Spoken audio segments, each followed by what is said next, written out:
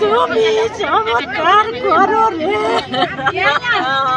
আমরা একটু কাজের জন্য আসে এখানে গোসলে যে মনে করেন আমাদের এই সন্তানটাই ভাবে ক্ষতি হয়ে গেল এই নদীতে নামা। বাবা আমার কোনো কি করার আছে বলেন, আমি আছি দূরত, একটু আসতে দেরি হয়ে গেছে, আমি আর টানা তুলতে পারিনি বাবা। দীর্ঘ 4 ঘন্টা শ্বাসরুদ্ধ উদ্ধার তৎপরতার শেষে আত্রাই নদীতে নিখোঁজ হওয়া সেই 16 বছরের যে কিশোর, সেই 16 বছরের কিশোর সৌরভের লাশ করা হলো। আপনাদের যদি একটু দেখায়, আমার পিছনে আপনারা দেখতে পাবেন এখন কিন্তু তার লাশ তুলে নিয়ে যাওয়া হচ্ছে। আপনাদের একটু জানিয়ে রাখি, সৌরভ কিন্তু তার গ্রামের বাড়ি সতীহাটে, সে এখানে তার বাবার পৈতৃক বাড়িতে বেড়াতে এসেছিল। তার আগে কিন্তু সে ঢাকার একটি গার্মেন্টসে চাকরি করতে, আমরা যতটুকু জেনেছি সেখানে সে প্রায় 5 থেকে 7 বছর সেখানে সে ছোটবেলা থেকে সেই গার্মেন্টসে চাকরি করতে এবং গ্রামের বাড়িতে বেড়াতে এসে বাবার কৃষি কাজে সার্বিক সহযোগিতা করার জন্য মাঠে আসে এবং কাজ শেষ করে নদীতে গোসল করতে নেমেই কিন্তু মূলত সে নিখোঁজ হয়।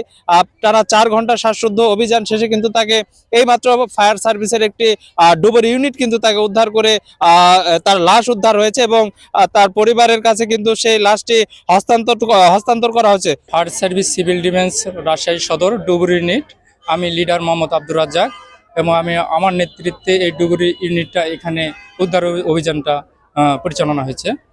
আর এইটার সময় আত্রাই নদী আপনার এটা জেলেপাড়া ধরে, জেলেপাড়া আপনার শ্মশানতলা এই ঘাটে 1টা 30 মিনিটের সময় এই দুর্ঘটনা ঘটে এবং আমরা এটা সংবাদ পাওয়ার সাথে সাথে আমরা রাজশাহী সদর হেড অফিস থেকে দুর্ঘটনাস্থলের উদ্দেশ্যে আমরা রওনা দিই এবং এখানে আসে আমরা 15টা 30 অর্থাৎ 3টা 30 মিনিটের দিকে এখানে পৌঁছি এবং আপনার এটা প্রায় 16টা 30 দিকে আমরা এটা উদ্ধার করতে সক্ষম হই।